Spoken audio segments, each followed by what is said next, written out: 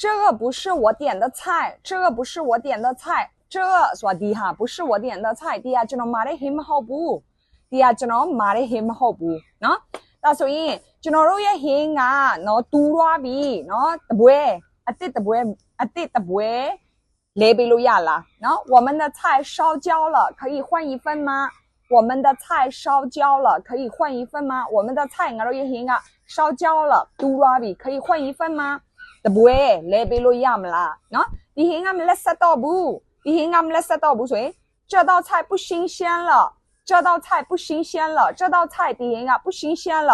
မလက်ဆက်တော့ဘူးနော်ဒီဟင်းထဲမှာစပင်ပါနေရဲ့这道菜里面有头发这道菜里面有头发这道菜里面ဒီဟင်းထဲမှာ有头发နော်စပင်ရှိတယ်နော်တကယ်လို့မှနော်မိတ်ဆွေတို့ကဝေတာတော့လုပ်နေတဲ့ဧည့်သည်ကဒီလို complaint တက်တယ်ဆိုရင်ဘယ်လိုဖြေမှာလဲနော်မိတ်ဆွေတို့ရသွားပြီလားတကယ်လို့မှကိုကလည်းမရသေးဘူးဆိုရင်နော်လော်ရှိုတို့ရဲ့စားတော့ဆိုင်ပိုင်းနဲ့